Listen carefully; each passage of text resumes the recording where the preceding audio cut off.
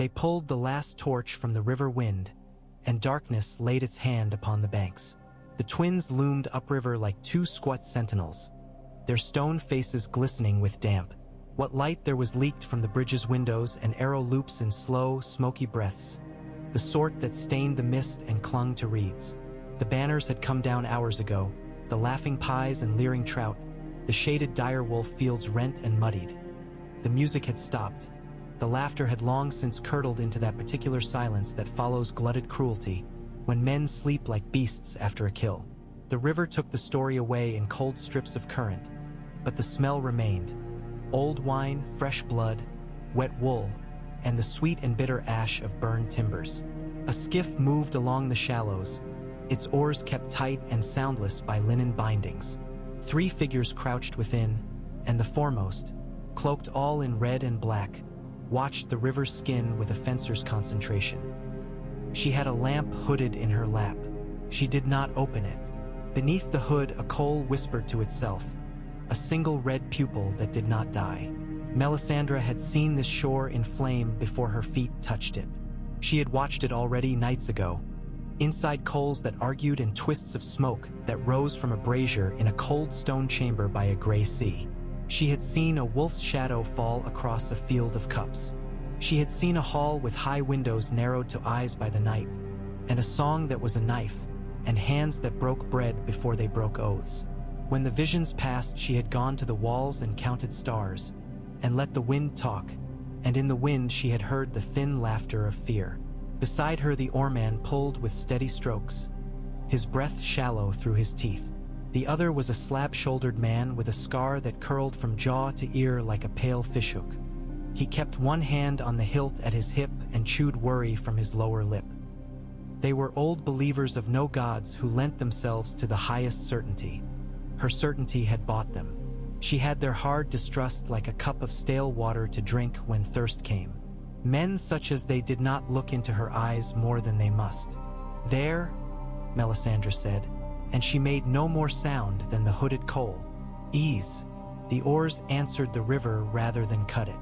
The skiff nosed into weeds. The smell was stronger here, a butcher's bench left for flies. The scarred man crouched, peered between the slick leaves. His face changed. "Gods," he said. Melisandre did not look where he looked. She knew what hung in the shallows, snagged in a drowned tangle of branches where the river, cunning as old women, set little traps and gathered what men let fall. She waited as the oarsmen steadied them. The coal in her lamp blinked with a slow pulse that matched the beating she imagined under her ribs.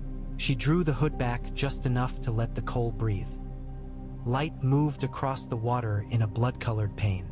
It found a shoulder pale as the belly of a fish, a tatter of sable, a seam where flesh had been rough-handled. The scarred man made a warding sign against hungry spirits, and his lips formed a name without voicing it, as if saying it aloud might call down scorn. They had sewn a head to the body that should never wear it. In the shallows now the stones hid the grotesquerie, but memory did not. The stitches had broken in the water or at the hands that loosed the corpse. Threads trailed like wet cobweb. It mattered little. The body was a vessel. Broken cups might yet hold wine if the pourer were skilled, and the wine hot enough. "Quietly," Melisandre murmured. The men pulled their sleeves up and slid over the skiff side. Cold took their breath and bent their backs as if an old invisible woman had climbed upon their shoulders. They grunted in that throatless way men do when water finds their hearts too quickly. The scarred man reached down and hissed when his palm met flesh that was neither river cold nor warm. It was the chill of a deep cavern, moss-slick and ancient, the sort of cold that remembers eternities. He looked to Melisandre. She inclined her head as one does before an altar. He set his jaw and worked. Together they freed the corpse from the clutch of the branches. It bobbed once, indecently, and the scarred man caught it at the armpits and dragged. The oarsman took the legs, cursing under his breath and apologizing at the same time. They heaved the king into the skiff. Water fell from him in ropes. The river tried to claim what it had taken, but the skiff rose and rocked and settled, and the current, thwarted, went along snarling toward the bend. The scarred man squatted back into the boat and, very carefully, He did not look at the neck. "If the Freys find us, they will not," Melisandre said. She set a palm near the mouth of her lamp and let the heat reach her skin as if to remind it of its vow. "The night is a cloak we wear for coin well spent, and for the coin I carry in my blood." He stared at her fingers. "Blood runs out. So do nights." She smiled a little. "It cost nothing. Row." They rowed, and the twins fell behind, their shadow retiring to their own banks. The river widened and gentled. Reeds exchanged gossip in soft tongues. The skiff slid through a gate of willows and into a cutwater channel scribed by time and cattle hooves, and nothing moved but moths and the hesitant flicker under her lamp's hood. Melisandre watched the pale face. Death had arranged it oddly. It was not a mask, not yet the lax collapse that comes after days. It was a face suspended in a question. "Who?" he seemed to ask. "Who is this that comes? Who dyes the night red? Who cut me from a mother who loved me?" The Lord of Light did not mind questions. He only disliked those who put their faith in them. She had not been there when the hall shrieked like a wounded thing around him. She had not heard the first thrum of treachery. She had felt it on her skin as one feels distant thunder. She had seen it then and felt her heart deliver one heavy blow, the kind a door gives when someone puts a shoulder to it and thinks better. She had fled the seaside keep where false fires burned and taken her coin and her servants and her lamp. The road to the river had been mud with the year's rains. The hooves of others had broken it before her, and the prints had filled with blood-rimmed water some days later. She had walked by one of those prints and looked down and read it like a page. A horse had slid there. The rider was heavy. Men had stepped and stepped again and not looked down. It is an easy thing not to look down. They came ashore at a bar of pebbles where a copse of alder trees had grown together like a wish. Melisandre noticed, without lingering, the white bones of a fire not long dead. The ash cap was unbroken. No one had turned it to hide hot coals for morning. Whoever had used it had not feared to be cold. She took notice of the way the wind moved under the leaves and decided it would conceal smoke well, if smoke came, and would hold in its cradle the words she would say so they would not travel to unfriendly ears. They laid the body upon a bier made of oars and the skiff's bench planks. Melisandre knelt by his right shoulder and looked down as if at last acknowledging him in full. The face was younger than the words that had pressed against her dreams. The beard had begun in earnest along the jaw, dark where the water had not washed out its color, and the mouth had the noble sin of stubbornness written in its corners. The small scowl of a boy king who had learned he must be older than his years and hated that it had been true. The hair lay plastered to the skull in wolfish clumps. The neck, she let the mind see it without flinching, showed the anger of rough handling, the puckers of thread unraveled, the ugly work of men who laughed when they ought to have trembled. There are two kinds of cruelty Melisandre had learned: the cold, careful craft of those who imagine themselves wise as winter, and the sloppy spite of those whose wit stops at the teeth. The former is more dangerous. The latter is easier to turn aside with a mirror. "Fetch the oil," she said. The oarsman brought a small amphora. He had stolen it in a town that had ceased to be a town when the harvest failed and the taxes did not. The oil inside smelled of smoke, herbs, and resin that had once been sap inside a living tree. Melisandre uncorked it and let a little run into her palm. She rubbed her hands together until the heat from her lamp's coal kissed the film, and then she set those hands upon the chest that had stilled. "Do you know what you do?" The scarred man asked, not unkindly, the way a man will ask a stranger if he is certain this is the right road when all maps have failed. Melisandre looked up at him. She had the sort of face that made people feel they were confessing when they spoke to her. She had learned not to abuse that gift as one learns not to spill good wine. "I ask," she said. "I am a beggar in this as any are, but I know to whom to ask. I have learned the tongue that flame speaks. Have you?" He glanced at the lamp, at the little hell living under the hood. Fire is fire. It burns the same in every mouth. "No," Melisandre said softly, and she raised her eyes to the black vault of the night. "It is older than any man who has ever named it. It remembers what we cannot, and it forgets what we curse ourselves for recalling. It speaks in pictures, and in the names that the world gave itself before men laid claim. She closed her eyes, and sometimes it answers in mercy. She bent until her lips were close enough to the corpse's ear that a living man's hair would have lifted at the warmth. She spoke in the low, revering cadence of prayer learned from priests whose bones had been burned in a desert temple. She spoke the words the flames had shown her and the names the smoke had spelled. Names taken from cold halls in the north, names burned on banners, names whispered under winter branches where the heart tree's face watched without blinking. She named fathers and mothers. She named the child they had put into sprigged cloth to carry through a hall heavy with song. And she named the dream of a crown made of branches laden with snow. From a leather pouch at her belt, she drew the blade she used for such clean work and pricked the pad of each of her fingers, letting a drop from each fall to the lips of the man who had been king. The drops smoked in the oil. "I give you mine," she whispered. "I am poor in all things but this. I give you what coin I have. Buy breath with it, pay for sight. Take nothing the river seeks to keep without leaving a penny on its stone." She stripped her right sleeve to the elbow. The scarred man made a sound in his throat. She cut a cleaner line along the vein than any leech doctor could have managed. The blood came thin and dark, reluctant at first as if it understood. When it warmed to the air, it quickened. She held her arm over the sternum and let the red fall and draw its map. "Remember warmth," she said, and the lamp's coal woke with a little blink like an eye answering a familiar face. The oarsman muttered, "He is dead. Death is a door," Melisandre replied with the patience of someone explaining to a child why he must put his shoes on before the snow. "Most doors open both ways. Not all. This one I have seen from the other side. There is a lock there. Tonight I bring a key that was forged long ago and only now hammered thin enough to fit." He wanted to ask what such a key cost. Men always wanted accounts they could balance. They breathed better with check and tally. She did not tell him. She did not tell anyone what she had given or what had been taken even from her who had spent years calling herself empty. She pressed her bloody palm flat on the still chest and closed her eyes. In the dark behind her eyelids the old dream rose, but now it did not move away from her when she reached. Her own shadow stretched long across a hall where the air was summer still and thick with roast meat. She heard strings. She smelled rosemary and smoke. She felt in her own feet the switch from rushes to polished plank floor. A man stood with a crown that had been made in haste and worn with need. His mouth had upon it the same stubbornness that in death had impressed itself into that still flesh. There was a woman's face beside his, and then the face opened on a scream so pure it did not need a mouth. She did not look at the moment of breaking. The dream spun.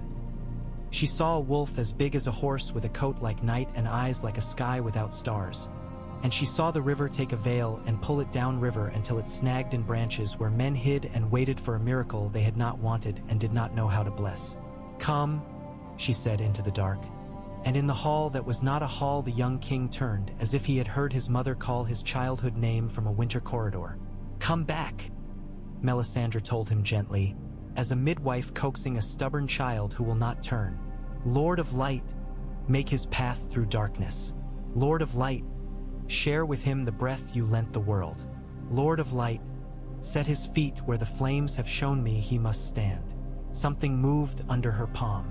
It was so small that she might have thought it a muscle twitch if the prayer had not lifted its head like a hound catching a scent.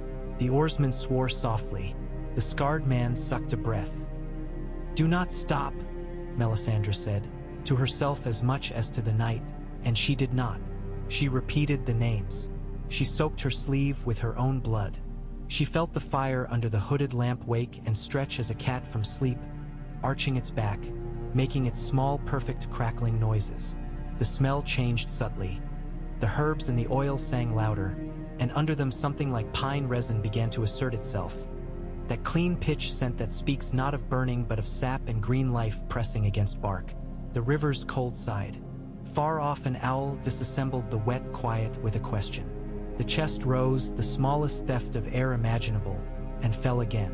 A second gasp came, larger, angry. The body coughed and water leaped from the mouth, dark, flecked with foam. The scarred man recoiled. The oarsman reached as if to turn the head to one side, and Melisandre's look halted his hand before it landed. The eyes opened. They were gray, and in the first instant they did not see her. They saw something that had no shape, the stuttering of a candle behind a sheet. They closed and opened again. She watched confusion travel across the face like a slow animal. She knew this part. She had watched it before and would again, if mercy put her where it must. "Do not try to speak," she said softly. "Your throat will punish you for it. You are returned to pain. That is proof, not curse." The mouth moved anyway. It formed 2 syllables without sound. The shape of them was mother. Melisandre folded a soaked strip of linen and slid one hand beneath the skull and lifted. The weight of a head is always more than one thinks. It is the skull and the hair and the long coin of life that sits within. She trickled water in sips past the lips. The tongue stirred. Thirst, she thought, is the first prayer. His hand jerked. It made fists of nothing. He looked at the night like a man who has been woken to a room he knows but from a bed he does not, and counts windows. The scarred man's gaze skittered away from the ruptured seam at the neck and settled, as if by agreement, upon the bridge of the nose where no story had been written. Men prefer faces when bodies frighten them. "Who?" he rasped, and the sound was a file on stone. Then, fiercely, "Where is?" Melisandre touched his shoulder and felt the heat start to come back, grudging and exhausted. "The river," she answered, "and the night. You are in them. You were further out, and now you are here." "Mother," he said again, and this time the sound came like a stick drawn hard across frost. The word cut its way out. Melisandre did not lie. "She went before you. I did not call for her. I called for you. I am not skilled enough to win all that is fair. I pay what I must for each mercy." "Issues." The eyes stared and were still so young. She had seen older eyes in boys not yet bearded, and she had seen the bright foolishness of children in old men who still thought that tomorrow's meal was owed them. These eyes now were knives laid on a table. She could choose them or not. He blinked. It was a man's first concession. "What is your name?" he said, because people ask that when they are afraid to ask the thing they truly fear. "Melisandre," she told him. She did not say of Ashai. She had ceased to belong to any place a long time ago. "I serve the flame that drives the darkness back. The darkness wins," he whispered, and in that he was a Northman. His people expect the night to outlast promise. "You do not serve long under snow if you do not grant the snow its due." "It wins every night," she said. "That is old news." Then morning makes its haughty entrance and claims victory as if the darkness had not taught it humility. They take turns. "Today I have cheated the turn. It will not forget." He closed his eyes. Water slid from the corners. Melisandre did not mistake it for weeping. The river still came out of him where it could. She let him sleep there propped on her palm while the oarsman and the scarred man watched as one watches a fox that has wandered into a courtyard, half ready to shoot it, half enthralled. When he woke, the sky had paled to that color which is neither night nor day, the one that makes men feel made of thin glass. Mist had clothed the alders. He turned his head toward the sound of the river, and his breath caught as if a memory had tripped over a stone in the dark and broken its knee. His hand went to his throat. His fingers brushed roughness and a tenderness that went deeper than surface injury. "Do not pick at it," Melisandre said. "The world is badly sown. Do not help it come apart." "How long?"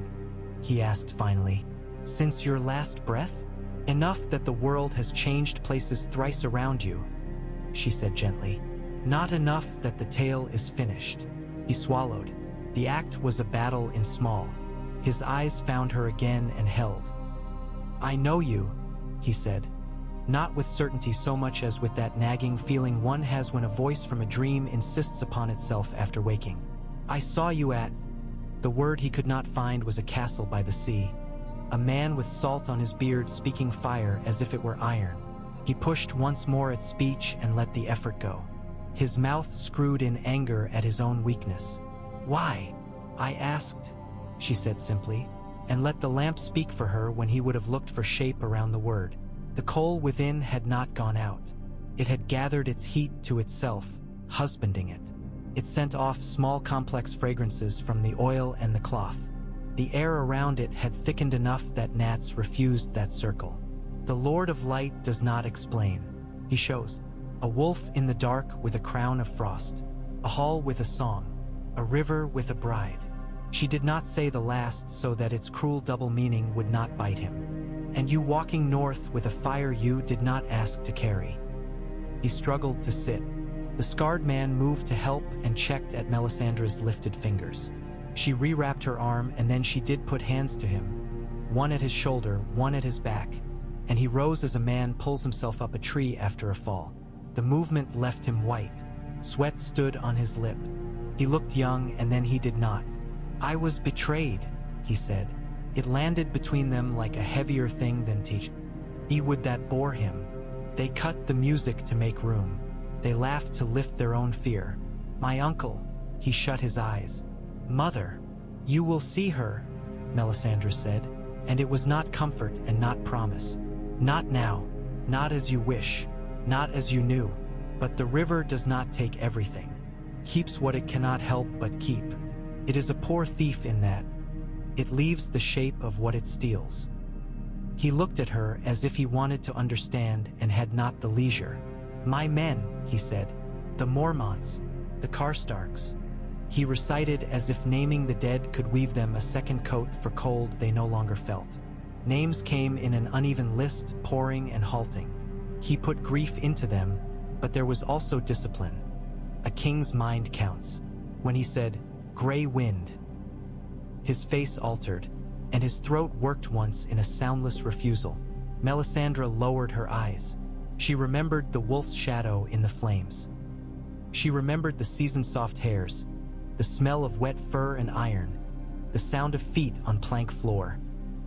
He was killed in your courtyard while your hall died, she said. He tried to reach you.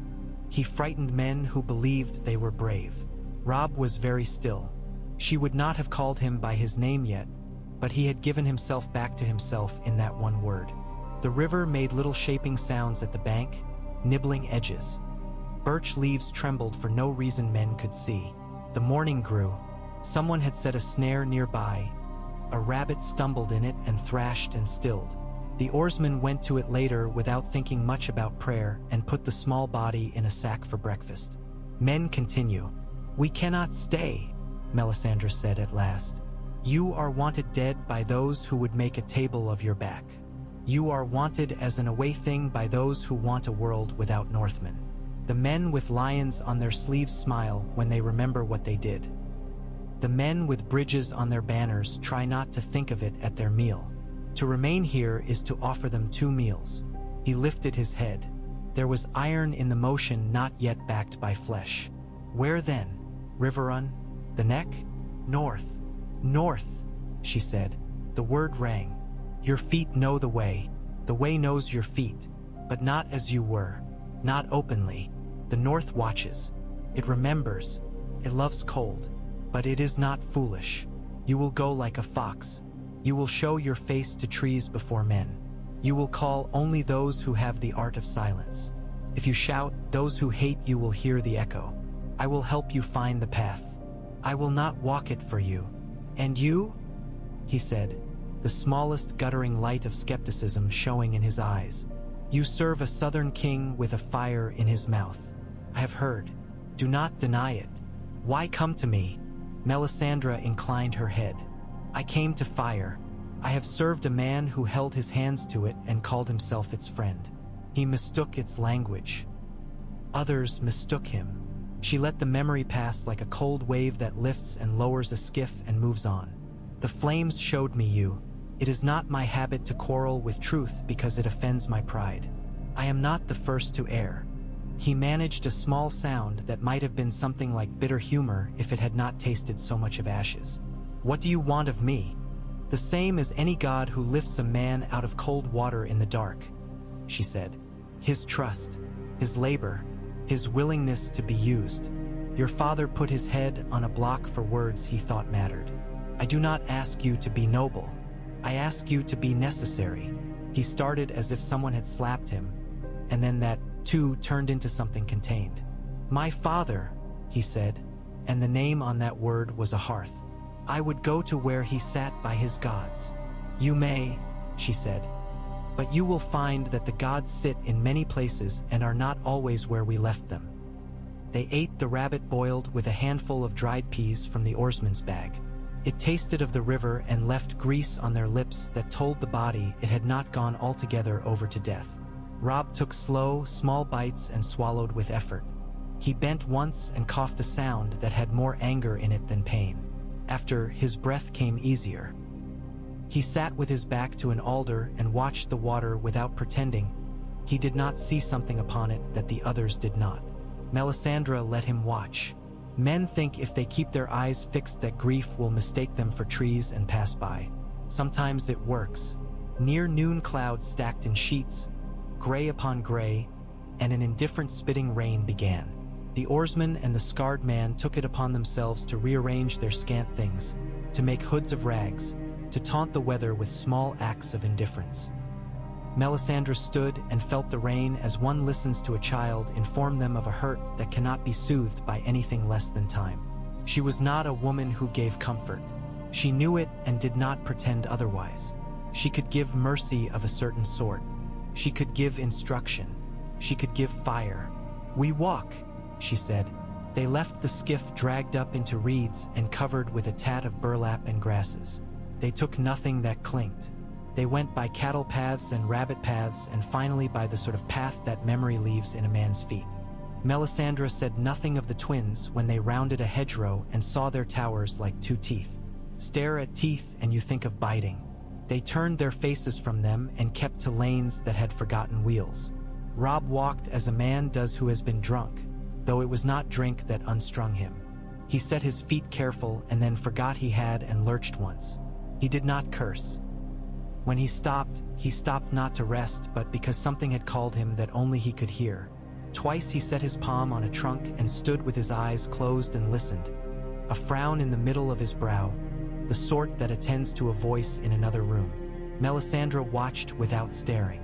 She remembered the wolf shadow.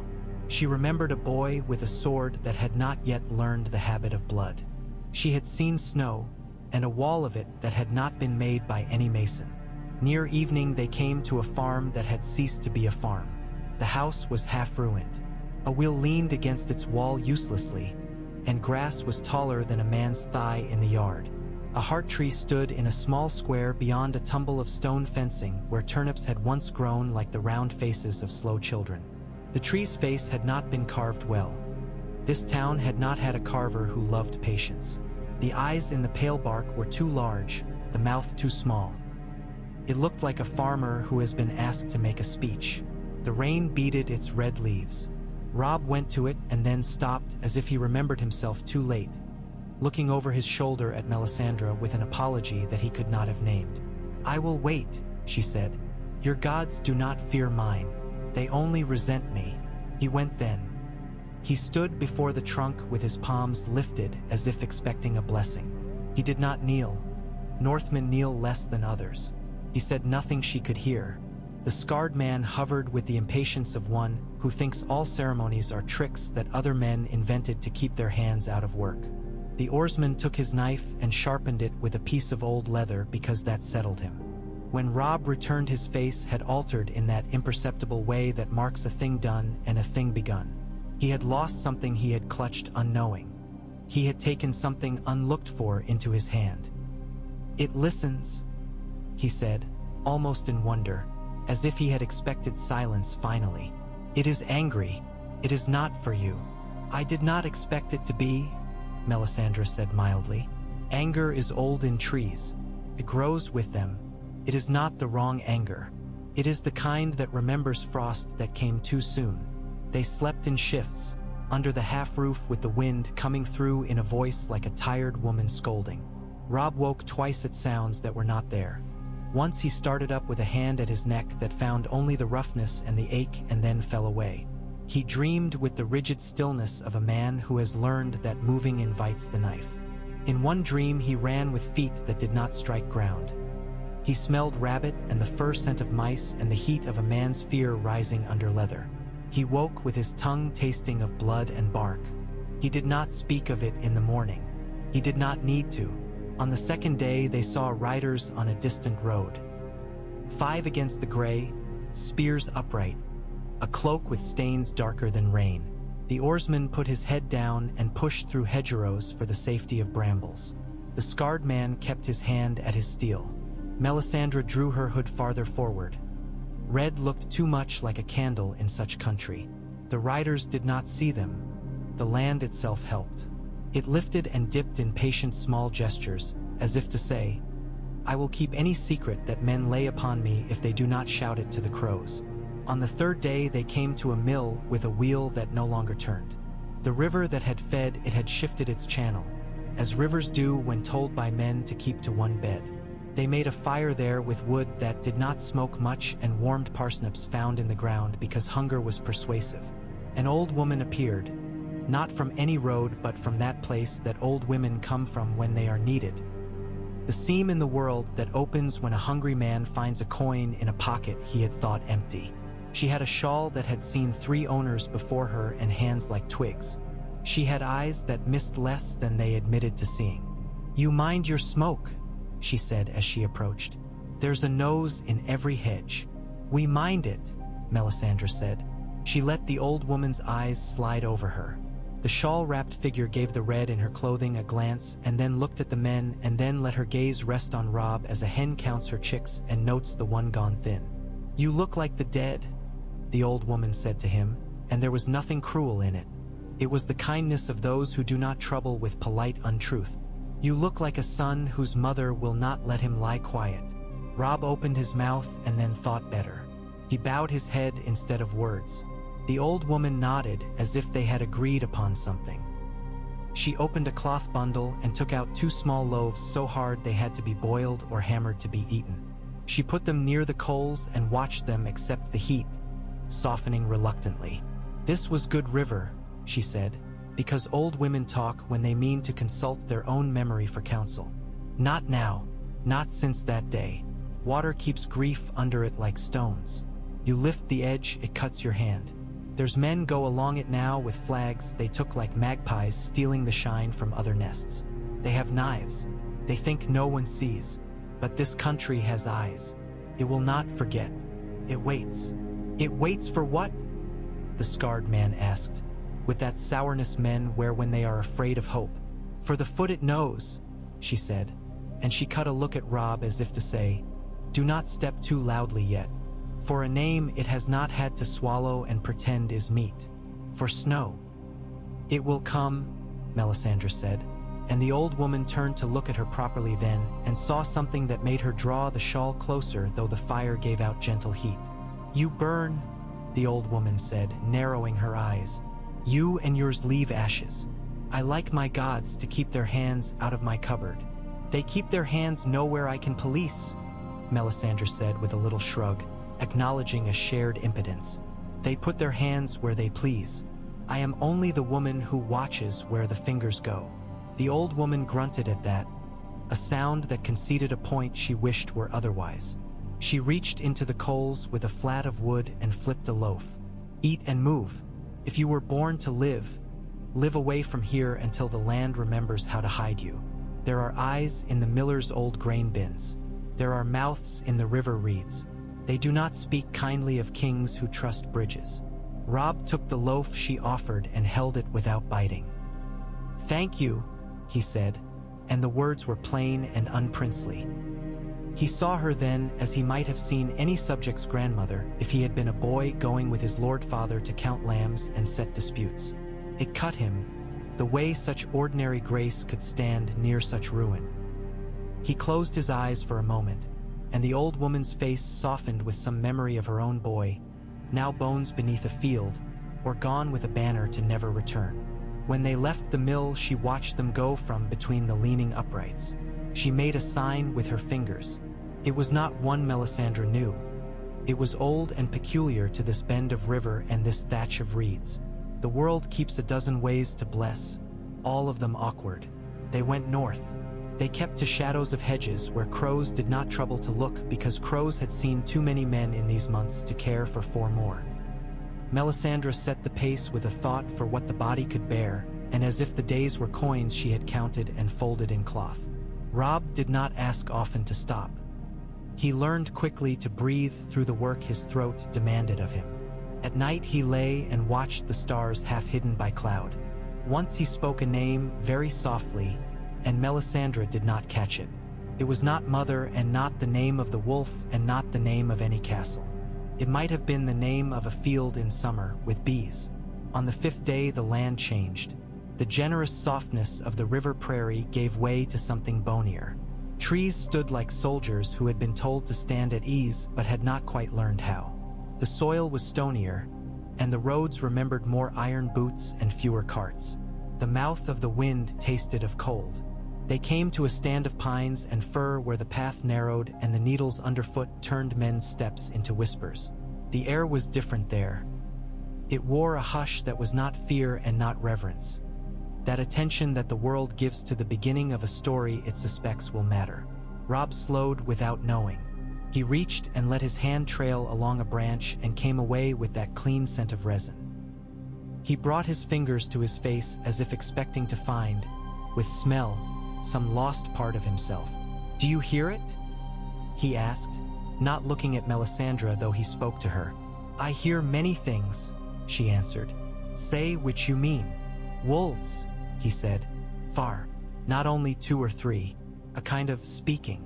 He frowned again in that center place between his brows. "One louder. She runs with the others as if she had been alone too long before. She does not think like they do. She thinks like..." He did not finish. Men rarely name the places in themselves where the border between kinds of thinking is thin. Melisandre did not say the things that came to her. She did not say that she had seen in the flames a girl with a small sharp face and a mouth that did not smile even when it should have, and behind her, always, the idea of a wolf, the sweep of a tail, the yellow eyes cutting brush. She did not speak of a boy on a great white thing that moved like silence, going north with a pain and a purpose that tasted of iron. She did not say that she had seen snow swallow men whole and the dead walk. Another time, another telling. She simply said, "The forest carries messages. Some men can read them." "Can you?" he asked. "I can read fire," she said. "It reads everything else and translates. It is a poor diplomat and a good gossip." He gave a snort that might be a laugh with half its voice cut away. "You are strange company. Useful company is always strange," she said. "We are accustomed to ornament." They made camp that night at the edge of the pines, where a stream made delicate noises on stone, and the stars showed more of themselves than they had in days. The scarred man found mushrooms and asked the old questions and answered them to his own satisfaction before putting them in the pot. The oarsman took off his boot and picked a thorn from his heel and swore love to boots that did not betray him in brambles. Robb set his back to a tree and took his whetstone and drew it along the borrowed knife blade with a care that had in it both meditation and hunger for something to do with his hands that did not involve the fragile work of living. "Tell me," he said without looking up, "what it costs."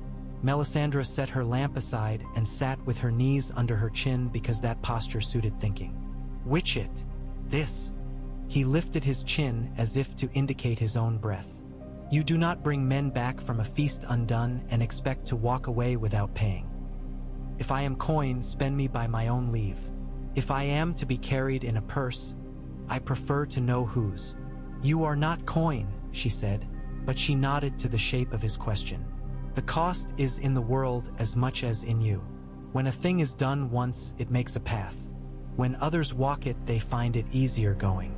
The door we went through tonight will open easier the next time we stand before it. That pleases some. It does not please others who would keep their house shut. You will feel cold where once you did not. You will be warmer where once you should be chilled. Fire and frost will quibble in you. Your sleep will be a corridor where guests walk who did not ask your leave. Some will be welcome. Some you must turn out with your own hands. You will think you have forgotten something important and you will spend days trying to recall it, only to find it was a smell you cannot name. The dead will not pull at your sleeves, but they will stand in the corner of rooms you enter and ask you, with their faces, what you intend to do with the time you robbed from them. You will answer or you will not. I cannot instruct you there." He listened as one listens to weather. He put the whetstone down. "And you? What does it cost you?" She smiled with one side of her mouth. "It has already cost me what it cost me," she said. "I gave up my true name and learned one that fit my mouth better. I went where I was told when the telling took hold of me. I have been wrong and burned for it with a flame that does not scar the flesh, but other things I am only lately finding uses for once more. Tonight it cost me blood. It will cost me more. I will pay. The Lord of Light is not an usurer. He does not charge interest. He expects gratitude like any god and more than most, and he expects that when he shows you a thing, you will act." Robb looked into the small fire. The light moved across his face and found in it both youth and that other thing that men call a king only after they have broken it and glued it back together to their own satisfaction. "You might have left me," he said quietly. "There are men better suited to the north. Men without my history of poor choices. Men whose oath did not break like a cup. Men who did not bring their mothers to a wedding and watch men cut them open with words before steel." Melisandre's eyes were steady. "Have you ever thrown a stone at a line of birds on a wall? The stone always strikes a bird, though you think you aimed at the wall. The wall does not feel it. The bird does. There are other men. The stone came for you. It struck you once. It strikes you now with purpose instead of malice." He drew a breath and let it out. The clothing he wore hung strangely on him, as if they remembered another body and resented what they had to do now. "I will go north," he said. "I will not go to the Lion's City and kneel. I will not go to the twins and make excuses. I will go to those who can still keep an oath without a Lord looking. If they will have me." "They will," Melisandre said. "They will not say your name where ears grow like mushrooms. They will bring you bread with too much salt. They will ask nothing of you at first but that you remember where the wind comes from. When you have remembered, they will give you a horse that does not throw you when you cough. They will tell you something a bird told a boy and a boy told a tree. You will be surprised how much the country knows." He blinked at that, a tired humor lifting his lip. "Do you always speak like that?" "I speak the way the fire does," she said. "It does not give lists." He grunted, lay back, and watched the small red tongues climb the wood. Sleep folded him. It came less like a merciful mother drawing a blanket and more like a patient father who does not argue with a tired child's insistence that he is not tired and simply lifts him and puts him to bed. In the hours before dawn, Melisandre woke to the sensation of being watched. She rose from her pallet without sound. The scarred man snored with his mouth open. The oarsman dreamed with little kicks of his leg like a dog on a hearth. Robb lay without moving, as if he had learned to survive a night by convincing danger he had died. The forest had held its breath. Melisandre turned her head toward the stream and saw, farther than the stream, past the first rank of trees, the suggestion of eyes. They did not shine. They did not need to. She knew their shape the way one knows the shape of fire when one dreams of it. For a moment, in that thin bit of time when the world has not put its mask on, she thought she saw not one pair but three, then five, then more, like sparks that jump when a stick burns through and falls. "Go on," she said very softly, "not to banish but to release. He will come when it is time. He will not run with you as he did. He will run beside. That is different, but not worse." The eyes blinked. The forest moved its weight from one foot to the other, found that comfortable, and became again what men call a forest because they have no other name that does not frighten them. Melisandre returned to her pallet. She lay and watched the coal in her lamp that had not gone out, that would not as long as she breathed near it. She wondered when she had begun to take the persistence of that flame for her own merit. She wondered at her own wondering. She slept and dreamed of a wall of night and a boy with a sword of black blue whose face had the set that grief gives when it must be worn until it fits. They woke to a frost on their breath, though it was not the season for it, and their fingers were clumsy for the first work of morning. They ate like soldiers and moved at once. The path dipped and rose. Crows spoke above them without bothering to translate their speech for men. Robb asked once, "How far?" And no one answered because far is a word that changes shape when you breathe on it. They saw less of men as the days piled. Those they saw had faces like closed shutters and the careful gait of people who walk under a sky that has been known to fall. Twice they passed fresh-cut stumps by a road, the wood pale and weeping sap. Once they came upon a half-built gallows and turned their heads as if it were a man undressing. Robb did not show his face where faces were. He kept to trees. He learned to step when Melisandre stepped and to stop when she stopped, though he did not understand why her hand lifted for silence in one place and not in another. She listened with the acuteness of the desperate and the long-trained both. The fire in her taught patience and the hunger that underpins patience. One evening they came to a ford where the stream broadened to 6 ruts of shallow, the stones under it smooth as old bread. The other side wore trees like a hood. Melisandre felt the air change before her feet felt the water's cold. She put her hand out and laid it flat upon nothing, and the nothing pushed back like the skin of a drum. She smiled a little and looked ahead as if at someone who had come to the edge of their yard and stood hands in belt asking who these strangers were. Robb felt it as a tingle along his arms, the lifting of the small hairs. He flinched and then caught himself, and something in his face said he was pleased to have caught himself. "What is it?" "Men with patience," Melisandre said. She did not explain further. She stepped forward and the drumskin yielded a hand's breadth. The scarred man made a face and touched the cord at his neck where a child's tooth he had found on a battlefield hung. The oarsman looked down his nose at the water and made as if to cross by leaping stone to stone rather than stepping in. He did not leap. He found in himself a smaller man and obeyed him.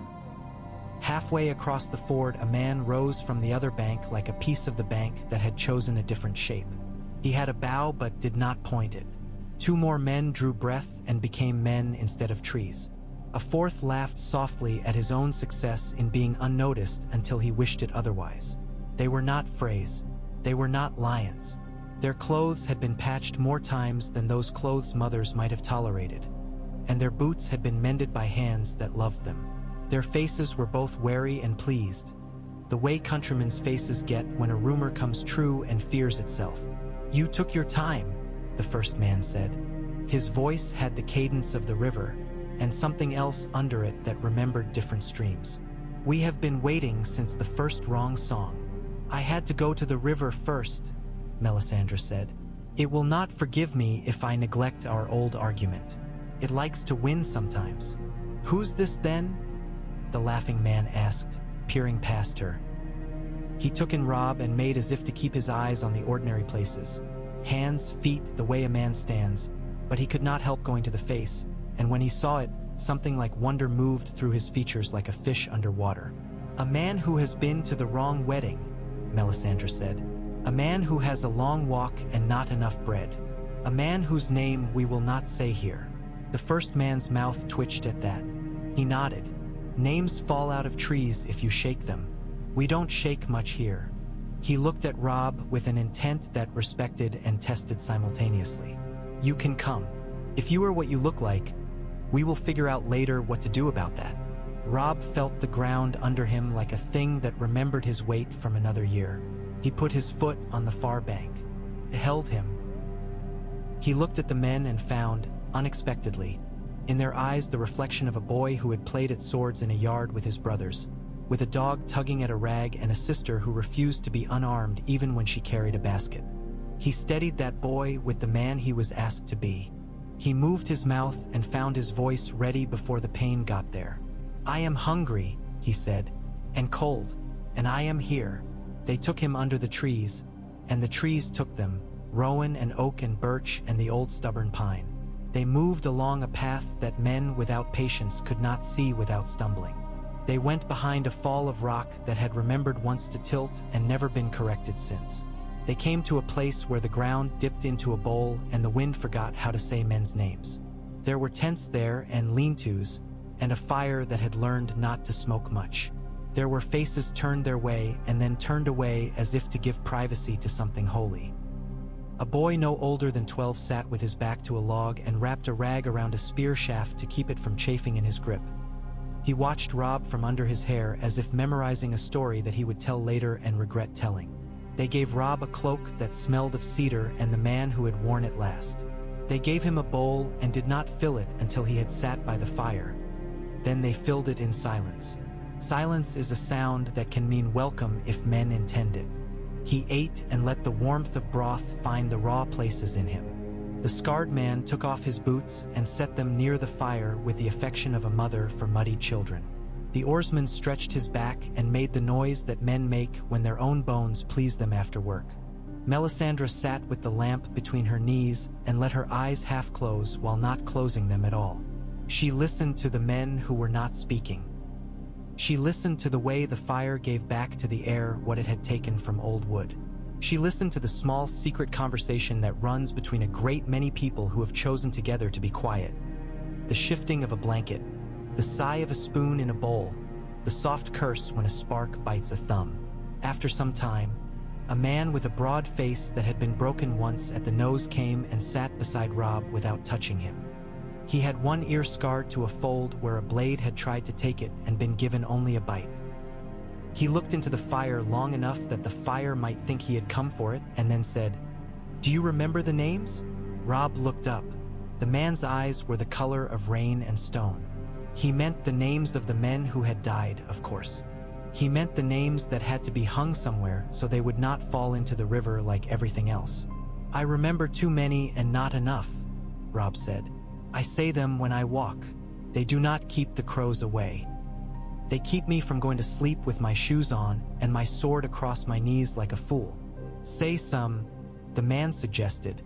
His tone had that particular lack of vanity that marks voices which have learned they themselves will not be remembered. It is good to hear them spoken by a mouth that believed them useful once. Robb began. He said them as a mason lays stones. This one because it fits this place, this one because it must go where it goes or the wall will have a weakness that will show itself when the rains come. He said Mormont and Tallhart, Serwyn and Glover, names that no singer would choose for melody and that nonetheless had cadence the way hoofbeats do at the right pace. He said a boy's name, and his voice broke like a thin branch, and he did not apologize. He said a girl's name who had brought wine to men and had been brave and had died for it. He said the names of those who had betrayed him, too, because the world is not soothed by omission. He said Fry and Bolton and watched the fire pretend not to flinch. When he finished, he found that his hands had curled into fists around nothing again. He opened them. The man beside him nodded once, like a tree in a wind that it chooses to acknowledge. "You have work," the man said. "I know," Robb answered. "You do not," Melisandre said, and when he turned, she was smiling not as one mocks but as one instructs. "But you will. The North will give you tasks the way winter gives work to men who did not put away enough wood. Not all of it will be the work you hunger for. Some will be the work you will endure because the end of it is necessary. That is leadership, and not the thing your bards lie about." He looked at her, and then beyond her, into the distance of the flames where disordered patterns made pictures if one surrendered to them. He saw a line of men on a wall so high that looking up at it made the stomach clench.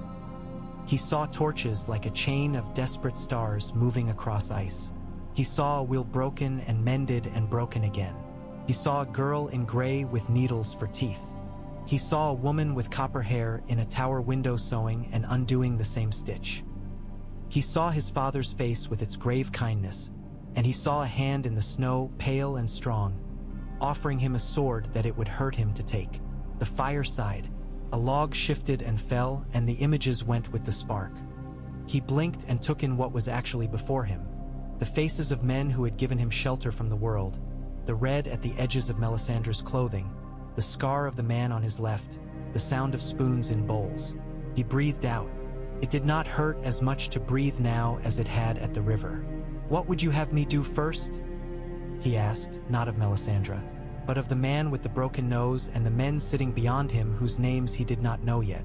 The man smiled without humor and without unkindness. "First," he said, "sleep, then wake, then listen to trees, then listen to men." You are not yet something we can show to the world without raising crows. We will make you a cloak of ordinary first. We will fit it. Then we will see how to turn one path into two and leave a set of prints for men to follow who should never find your feet. And after? Robb asked, because men like to look past the next hill even when the path is not certain. After? Melisandre said, and the lamp answered her with a little flare that made the men lift their heads in spite of themselves. We go to a place where trees have faces that remember your family's breath.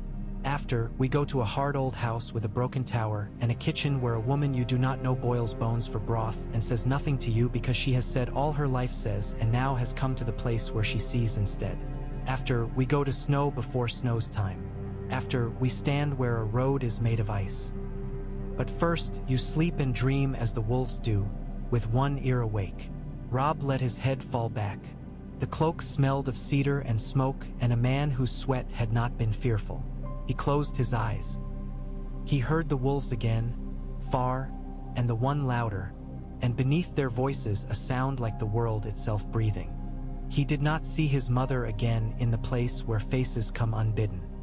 He saw instead a river and a hand that did not belong to the living, offering him a ribbon that had got caught on a branch. He took it and did not look at his palm to see if it left blood. He tied it around his wrist like a promise remembered belatedly. Some hours later, while the night turned its face toward morning and considered whether to let go, a small boy came to stand beside Melisandre where she sat watching the coal in her lamp. He stood without announcing himself in the manner of children who understand that what they are interrupting is not to be taken lightly. He had a gap between his teeth and a bruise yellowing at the cheekbone. "Is he the king?" the boy asked finally, in a voice that spilled the question that had been heavy inside him and felt better for being put into air. Melisandre looked down at the coal and then at the boy. "He is what the North will let him be," she said. "He is what he chooses when the choosing tastes like iron. Does he have a crown?" The boy pressed, because the world tells children that crowns matter and they have not yet learned the subtler currencies. "He has a duty." Melisandre let herself smile straight this time, because something in the boy's plainness pleased her. "That weighs more. You cannot set it on a table and leave it when you go elsewhere. It goes with you. It refuses to be taken off when you sleep. It asks you questions in the morning that take all day to answer and then asks them again the next." The boy thought about that with the seriousness of a child who intends to use this knowledge for something someday. He nodded finally, satisfied or at least no longer pained by ignorance. He turned and went back to his blanket without looking behind him. When dawn finally decided to arrive, it did not come in a blaze. It seeped. The trees became their colors again reluctantly.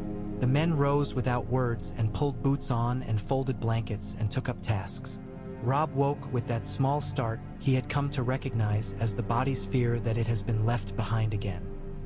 He looked at Melisandre and found her already looking at him, and that was a comfort he resented, which meant it was a real one. "Today," she said, and there was something like the beginning of a plan in her tone that no man hearing would have called a plan. "We go to a place where a man with a missing finger keeps sheep as if they were his firstborn children. He has a sister who will not speak to us. She will give us water anyway because her mother raised her rightly and the habit remains. There we will learn what boats have gone upriver and which notables have pretended modesty in their passage, and which men have bought flour with coin that smelled of lions. We will not be seen." "Then?" he asked. "Then," she said, "to trees." He stood. His legs held him with less argument. He slung the borrowed cloak about his shoulders and tied it with a knot that came back to his hands without thought. His fingers remembered what his mind had not asked them to recall. He put his hand to his throat and pressed once, as if acknowledging a stranger who had come to board with him. He did not hate the stranger. He did not love him. He recognized him, and that was enough for a morning. They moved. The forest opened a little and then closed. The air had that sharpness that makes men look around for snow that has not yet fallen. A raven called once, like a man laughing in a church. The ground gave up a set of tracks not a day old. For men, one limping, one who favored his left when the right would have done. a woman with small feet who nonetheless carried weight enough to make the prince sink. Melisandre stepped across them as if stepping across a stream that would be there later when they returned and would say nothing of them if they did. And Robb followed, placing his boots where she had placed hers because sometimes the easiest wisdom is imitation. When they reached the sheepfold, the man with the missing finger looked at them and looked again and then looked at the ground because the ground does not throw your face back at you with the expression you are wearing. He said nothing. His sister withheld water for the space of 5 heartbeats and then poured it because the body knows the measure of kindness without the mind's permission. They learned what boats had gone and who had pretended. They learned that men who kept accounts at tables in towns were whispering about a shadow moving upriver with no name. They learned that a peddler had sold pins to girls and news to boys and laughter to no one. They learned that an old man had found a ribbon in a tree limb.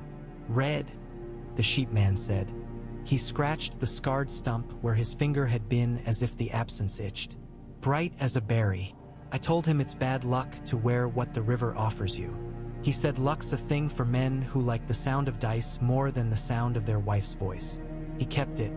He said it belonged to a promise." Robb stood very still. He felt the ribbon against his wrist again in a memory that was not simply a dream. He closed his hand over his sleeve and made no show. The sister watched this from the corner of her mouth as she washed the wooden cups in a basin outside. She met Melisandre's gaze and did not drop it, and then, with a small abruptness that declared that the conversation had gone on long enough, took the cup in and set it with its fellows upon a shelf. When they left the fold, the world had measured them and allowed them to proceed. That is all a day can be asked to do. They kept to the older trees and the softer ground. They made less and less noise. Robb said less and less. His face, without effort, began to wear that look that men from the north carry like a third shoulder. Weather, duty, and the unasked thing that may be carried to one's grave. Toward evening the pines parted to show a sheet of pale sky, and beyond, upon a rise, a pale trunk lifted like bone. The heart tree waited, its carved face awkward and sincere and earnest. It had been poorly made. It had been well loved. Robb sto. Ped at the edge of its small square as if the line were marked with paint. Melisandre stopped too. She would not put her foot into such place unless invited. She had learned enough. She had not learned everything. She did not hope to. "Go," she said softly. He went. He stood before the tree and looked up into its foolish face and spoke under his breath where men could not hear and gods might. He asked nothing with his hands.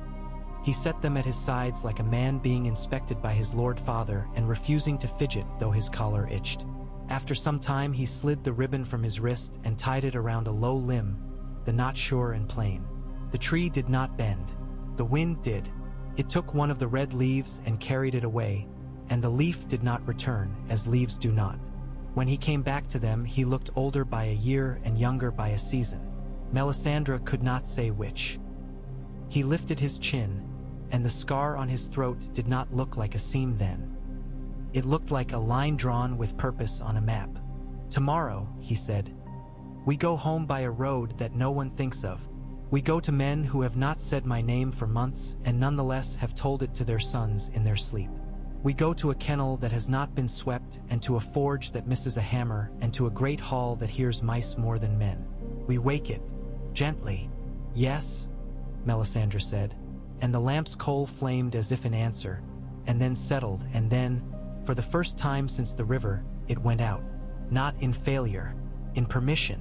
Night came. They ate and men told small stories that made no sound outside the circle of light. Robb lay down with his cloak and did not argue with sleep.